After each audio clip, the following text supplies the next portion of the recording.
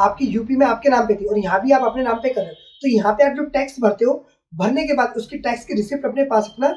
UP वाला tax आप refund claim कर सकते हो।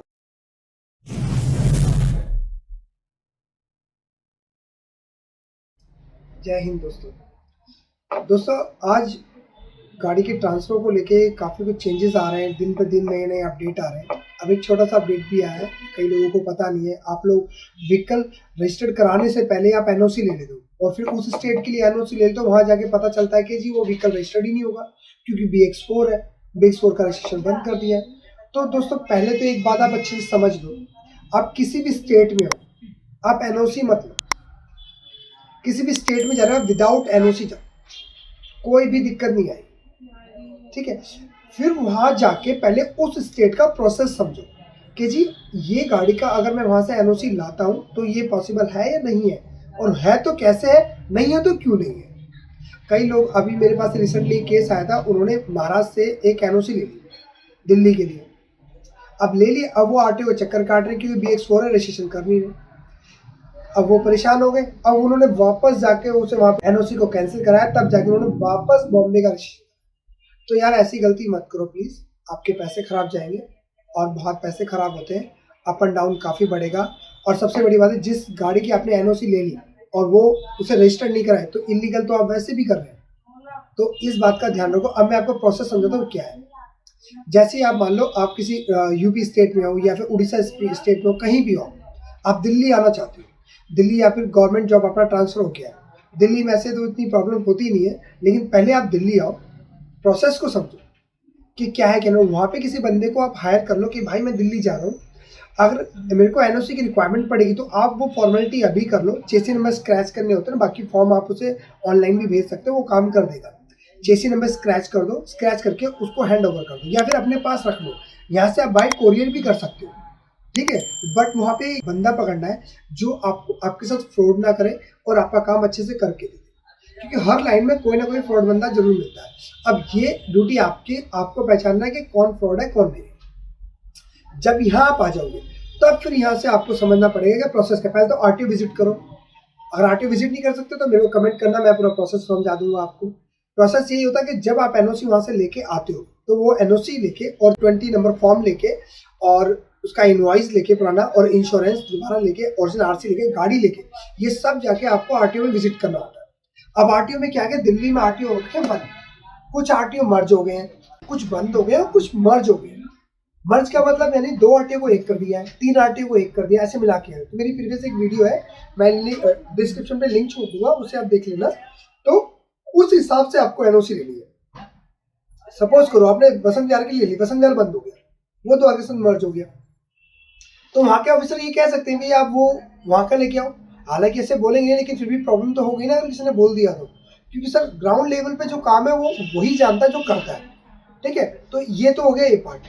उसके बाद जब आपको एनओसी कंप्लीट हो जाएगी, उसके बाद आपको उसी आरटीओ में अपने डॉक्यूमेंट के साथ एक एनओसी हो गई, एक इंडेमनिटी बॉन्ड बनता है, एक एफिडेविट बनता है, इंश्योरेंस, पॉल्यूशन, ओरिजिनल आरसी, और एक 20 नंबर फॉर्म आपको अथॉरिटी से मिल जाएगा, या फिर आप ऑनलाइन डाउनलोड भी कर सकते हैं, या मैं डिस्क्रिप्शन पे लिंक दे दूंगा फॉर्म का, आप उससे भी डाउनलोड कर सकते हैं। वही लेके आपको गाड़ी वेरीफाई कराने जाना होता है। गाड़ी वेरीफाई होने के बाद फिर आपको एक ऑनलाइन पेमेंट करनी होती है, वो आपको टैक्स निकाल के बता देंगे जी इतना आपका टैक्स बनता है। आपको रोड टैक्स दोबारा भरना पड़ेगा, इसमें ध्यान रखना, रोड टैक्स दोबारा भरना पड़ेगा। लेकिन अगर सिंगल ऑनर के नाम पे, सपोज करो आपकी यूपी में आपके नाम पे थी और यहाँ भी आप अपने नाम पे कर रहे हो, तो यहाँ पे आप जो टैक्स भरते हो, भरने के बाद उसकी टैक्स की रिसिप्ट अपने पास रखना। यूपी वाला टैक्स आप रिफंड क्लेम कर सकते हो और वो आपके अकाउंट में ट्रांसफर होगा। ये हर आरटीओ में प्रोसेस अवेलेबल है, बस आपको थोड़ा सा अप एंड डाउन करना पड़ेगा नॉलेज के लिए, ठीक है। जिस दिन आप ये व्हीकल की सारी फॉर्मेलिटी कर लोगे, सेम डे काम हो जाता है। 1 या 2 दिन लगते हैं मोस्टली, 1 या 2 दिन 3 दिन वो आपको प्रोसेस बता देंगे, ज़्यादा दिन नहीं लगते हैं। फीसेस कटने के लिए वेरिफिकेशन एक प्रोसेस है, उसे 1 वीक भी ले लेते हैं, 10 डेज भी लेते हैं, वो आपको गाइड कर देंगे। हर अथॉरिटी का अपना अलग अलग हिसाब किताब है, ठीक है ना, हर ऑफिसरों का। तो आपको क्या करना है, जैसे ही आपने वो डॉक्यूमेंट सबमिट कर दी, वो आपको डेट बता देंगे जी उस दिन आना है, हम वेरीफाई कर देंगे। जैसे ही ऑनलाइन पेमेंट करोगे, आपको गाड़ी का नंबर हो जाएगा जनरेट, पेमेंट करते ही गाड़ी का नंबर मिल जाएगा, फिर वो आपकी फाइल जमा कर लेंगे और विद इन 15 से 20 दिन के अंदर आरसी भेज देंगे। आरसी आस्ते के साथ ही फिर आपको ऑनलाइन आप फिर सोचेंगे हाई सिक्योरिटी प्लेट कैसे लें, उसके लिए आप इधर उधर भागोगे, कहीं भागने की जरूरत नहीं है भैया। हाई सिक्योरिटी प्लेट के लिए भी एक लिंक है, मैं अपने डिस्क्रिप्शन बॉक्स में डाल रहा हूँ, वहाँ से आप अप्लाई कर लेना। आरसी आते ही घर बैठे 700-1000 रुपये की फीस होती है, घर बैठे आके बंदा लगा के चला जाएगा। ये है कंप्लीट प्रोसेस। अदर स्टेट से अगर आप किसी भी स्टेट में जाते हो ट्रांसफर कराना, प्रोसेस यही है सारे स्टेटों का, एनओसी लेनी पड़ेगी। लेकिन इसमें एक छोटा सा एक अपडेट ये भी आया, BH4 रजिस्ट्रेशन।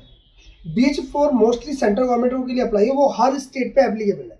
मतलब अगर आपने दिल्ली में रजिस्ट्रेशन कर लिया, किसी भी स्टेट में चले जाओ, आपको टैक्स भरने की जरूरत नहीं है, आप किसी भी स्टेट में चला सकते हो। ये एक न्यू अपडेट आया सेंट्रल गवर्नमेंट एम्प्लॉयज के लिए और दिल्ली गवर्नमेंट एम्प्लॉयज के लिए। तो दोस्तों ये एक तरीका है पूरा कंप्लीट प्रोसेस जो आपका अदर स्टेट को कंबाइन करता है न्यू रजिस्ट्रेशन कराने में।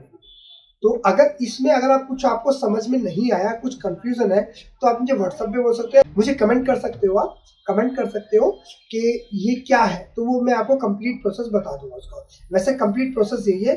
तो अगर एनओसी लेनी है तो पहले वेरीफाई कर रहे हैं, वरना एनओसी भी ले लोगे फिर चक्कर काटते रहोगे और 2-2 3-3 साल हो जाते हैं, लोग बाग एनओसी लेके बैठे रहते हैं जी हमें नहीं कराना।